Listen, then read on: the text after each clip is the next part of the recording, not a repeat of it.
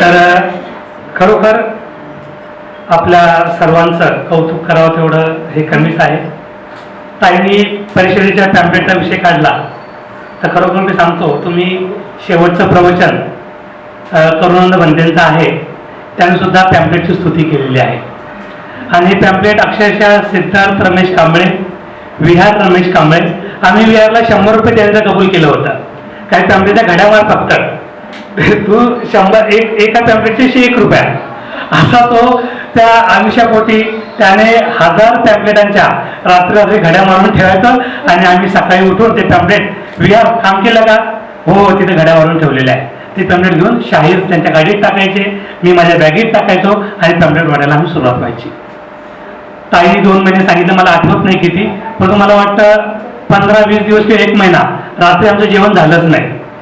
11, 12, 1 वाजता विद्याताईंच्या घरी आमचं जेवण व्हायचं. तसेच पॅम्पलेट बॅगेत टाकून आम्ही सकाळी कामाला लागायचो.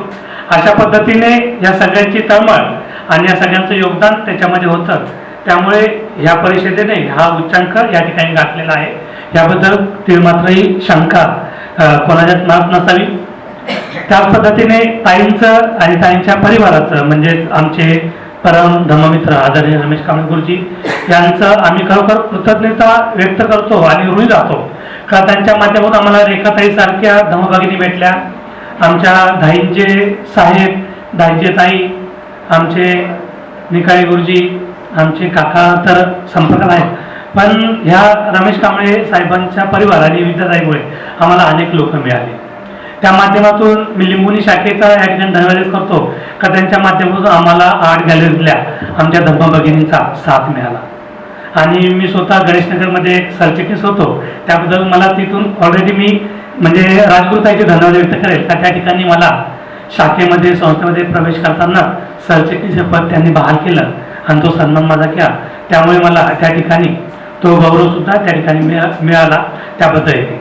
तर आपण कार्यक्रमाच्या शेवटी किंवा कार्यक्रमाच्या समारोपाच्या दिशेने वाटचाल करण्या अगोदर ही धम्म परिषद कशी यशस्वी आहे, कशी ऐतिहासिक आहे आणि कशी डोळ्यांचं पारणं फेरणारी आहे याचं थोडक्यात जर आपण अभ्यास केला तर आपल्या निदर्शनात येईल का या परिषदेमध्ये काम करणारा, या परिषदेला 50 रुपयाचं दान देणारा आणि या परिषदेला 50,000चं दान देणारा, या सगळ्यांचं जे योगदान आहे, या सगळ्यांची जी भूमिका आहे, या सगळ्यांचा जो त्याग आहे, तोच इज इक्वल टू धम्म परिषदेचं यश आहे.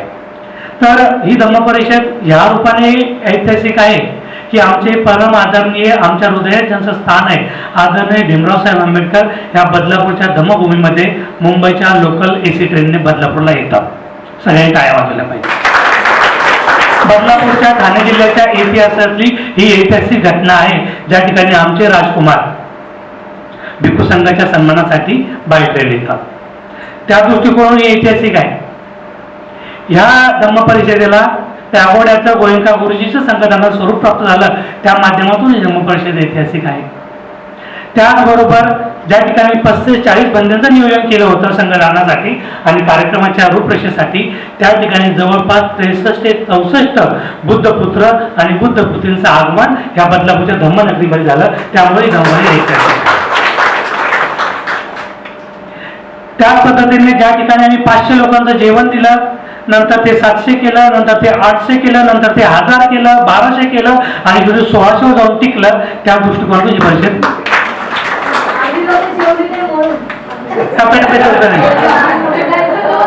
त्या दृष्टिकोनातून ऐतिहासिक आहे. पुढचे 250 ते 300 लोक जेवलेच नाही, फक्त उपमानावरच ते होते. त्या दृष्टिकोनातून ही परिषद ऐतिहासिक आहे.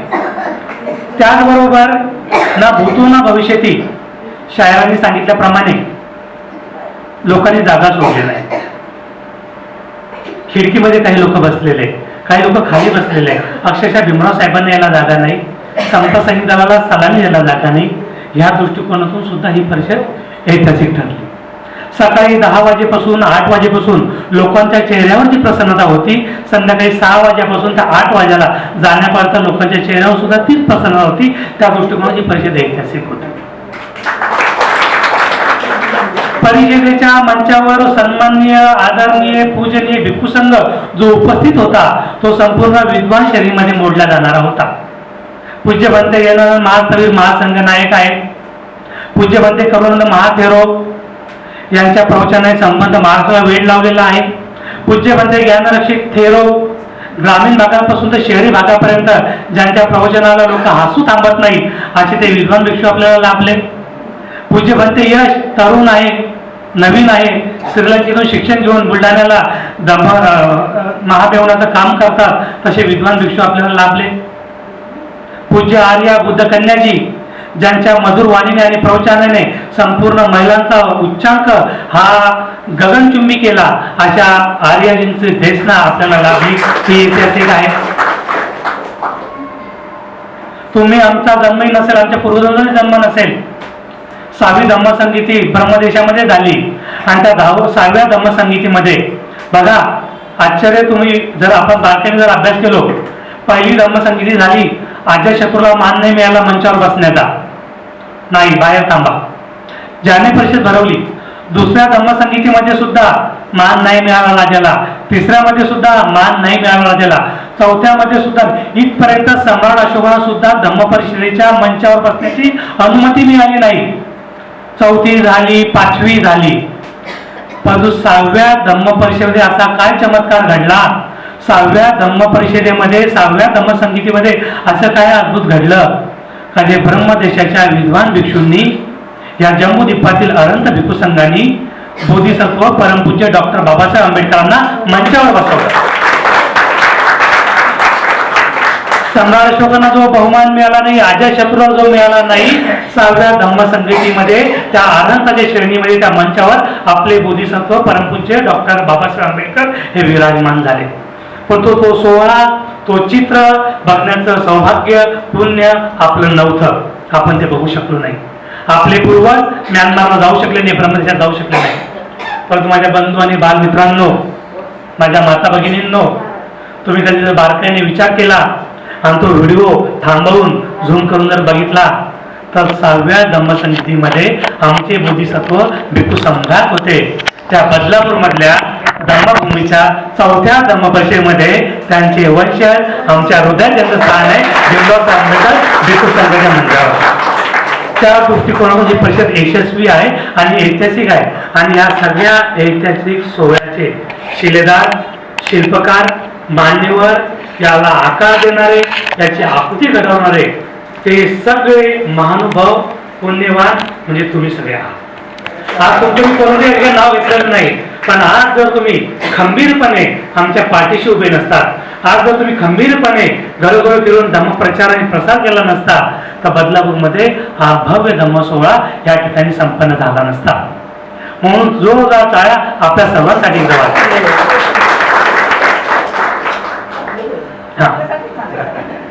तर अशा प्रकारे ही परिषद ऐतिहासिक आहे. भरपूर गोष्टी सुटून जातात, लोक नाराज होतात. हात जोडून तुम्हाला हीच विनंती करेल का कोणीही नाराजी होऊ नका. आपल्याला बदलापूर ही जी धम्मनगरी आहे, बदलापूर हे जे आपलं बौद्धांचं बोलतात सुशिक्षित चांगल्या बौद्धांचं हे जे नगर आहे, याला आपल्याला खरोखरच धम्मनगर म्हणून येणाऱ्या काळामध्ये नाव द्यायचं आहे. पुतळ्याचा प्रश्न आहे, स्मारकाचा प्रश्न आहे, स्मारकातली मूर्ती बदलण्याचा प्रश्न आहे, अनेक प्रश्न आपल्या समोर आहे. आणि या प्रश्नाला फक्त न्याय देऊ शकतो भारतीय बौद्ध महासभा आणि त्यांचे कार्यकर्ते. बाकी कोणीही त्या प्रश्नाला न्याय देऊ शकणार नाही. म्हणून एक संघ राहा, एकत्र राहा, संस्थेचा प्रचार आणि प्रसार करण्यासाठी आपण कटिबद्ध राहूया. आणि अशाच पद्धतीने ही ऐतिहासिक धम्मपरिषद 4थी गाजवली, त्याचे सगळे मानकरी आपण आहोत. 5व्या परिषदेला यशस्वी करण्यासाठी किंवा 5वी धम्मपरिषद आपल्याला गाजवण्यासाठी आपल्याला आरोग्य लाभो, आपल्याला सद्बुद्धी लाभो, आपल्याला आर्थिक लाभो, सगळ्या प्रतिक्रिया आपल्याला लाभ हो. आणि अशाच माध्यमातून त्या 5व्या परिषदेचा सुद्धा सेवा करण्याचं पुण्य आम्हाला लाभत राहो. अशाच प्रकारची आपण या ठिकाणी सदिच्छा व्यक्त करायची आहे. 5व्यामध्ये तुम्ही आम्ही सर्व खंबीरपणे राहू याबद्दल शंकाच नाहीये. परंतु येणारा काळ हा वैराचा आहे. धम्मपरिषद जरी आम्ही घेतलेली आहे तरी सुद्धा आपल्या बदलापूरमध्ये राजकीय वातावरण जे आहे, आमचा वंचित बहुजन आघाडी हा जो पक्ष आहे, बाळासाहेबांची ताकद आहे, ती आम्हाला या परिषदेच्या माध्यमातून लोकांपर्यंत पोहोचून नानाने सांगितल्याप्रमाणे वार्ड क्रमांक 1 ते वार्ड क्रमांक 49 आम्हाला कसे बांधता येईल आणि ह्या बदलापूर शहराला वंचितचं आपल्याला नेतृत्व कसा देता येईल, शहराला वंचितची एक महिला आघाडी आणि वंचितचं एक आम्हाला पुरुष आघाडीचं सबळ नेतृत्व कसं देता येईल यासाठी आम्हाला प्रयत्न करायचे आहे. कारण धम्म हा राजकारणावर नेतो, परंतु राजकीय मापदंड जर असेल तर हे धम्म कार्याला मजबूत करतं हे आपण विसरता कामा नाही. म्हणून येणाऱ्या काळामध्ये हा जो परिषदेची संख्या आहे, हा जो परिषदेचा जनसैलाब आहे, याचं रूपांतर मतदानामध्ये कसं होईल, याचं रूपांतर बाळासाहेबांची ताकद वाढवण्यासाठी कसं होईल, याचं रूपांतर बदलापूरची जी शहराची कमिटी वंचितची तिला वाढवण्यासाठी कसं होईल, यासाठी तुम्हा आम्हाला प्रयत्न करायचे आहे. आणि याचे प्रयत्न तुम्हा आम्हालाच करावा लागेल. एखादा मुस्लिम व्यक्ती येऊन, एखादा ख्रिश्चन व्यक्ती येऊन, एखादा हिंदू व्यक्ती येऊन तुमचा राजकीय पक्ष वाढवणार नाही. जर का इथं धम्माचे बांधव पक्ष या ठिकाणी वाढवू शकत नाही, मला क्षमा करा मी जास्त बोलत आहे. जर का एखादा आमचा सामाजिक कार्यकर्ता, राजकीय कार्यकर्ता या ठिकाणी जर बाळासाहेबांची ताकद पक्ष वाढवू शकत नाही तर मी ताईंच्या अध्यक्षतेखाली या ठिकाणी तुम्हाला आम्हाला आव्हान करतो का बौद्धाचार्य आणि केंद्रीय शिक्षक यांनी धुरा हातात घ्या आणि वंचितच्या राजकारणामध्ये उतरा. जर तुमचा जनसंपर्क नसेल, तुम्हाला तिथपर्यंत पोहोचता येत नसेल तर आमचा बौद्धाचार्य का नाही नगरसेवक झाला पाहिजे, आमची केंद्रीय शिक्षिका का नाही नगरसेविका झाली पाहिजे, याचा विचार आपण येणाऱ्या काळात केला पाहिजे. जेवढा प्रचार आणि प्रसार जेवढा या ठिकाणी बौद्ध जनपंचायत समितीमध्ये काम करणारे कार्यकर्त्यांचा आहे आणि भारतीय बौद्ध महासभेमध्ये काम करणाऱ्या कार्यकर्त्यांचा आहे, तेवढा जनसंपर्क इतर कोणाचाच नाही. हे तुम्ही लिहून घ्या.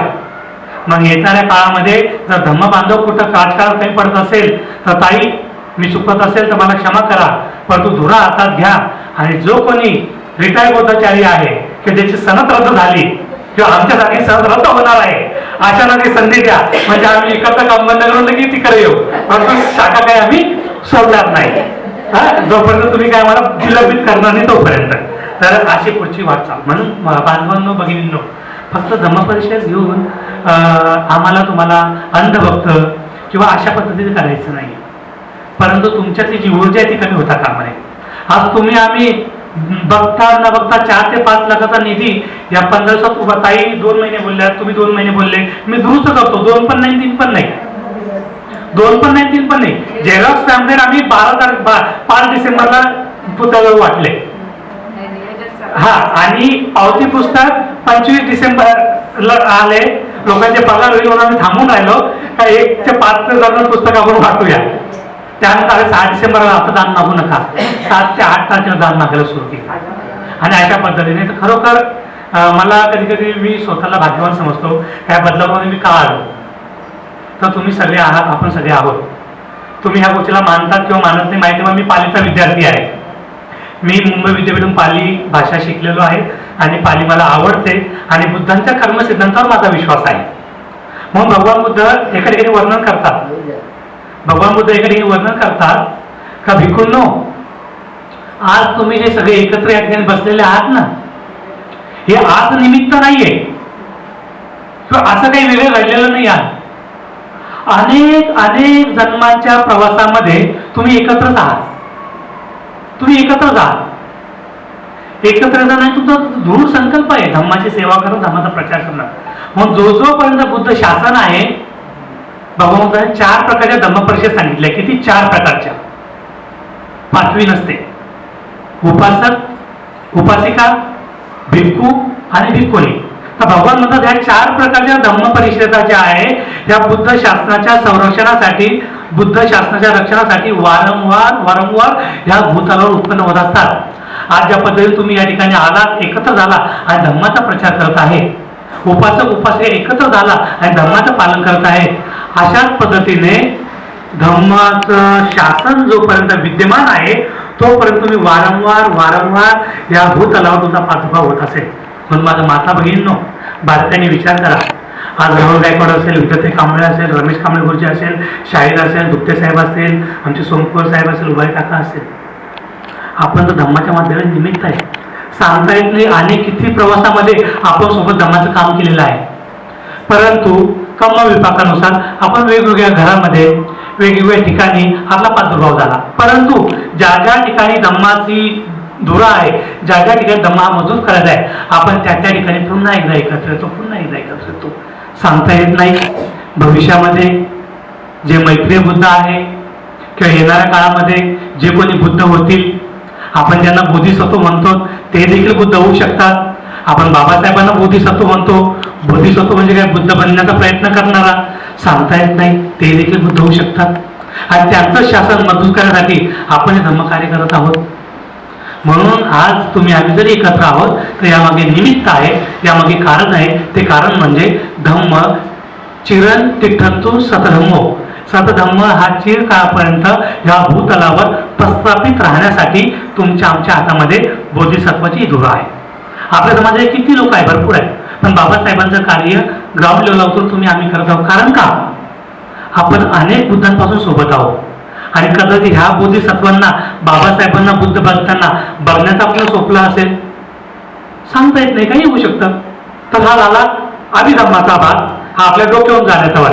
पण हे तर तुम्ही लक्षात ठेवा का जोपर्यंत शेवटचा श्वास आहे तोपर्यंत आपल्याला बोधिसत्वाचं काम करायचं आहे, बाबासाहेबांचं काम करायचं आहे. त्या ठिकाणी आपण या ठिकाणी एकत्र आलेलो आहे.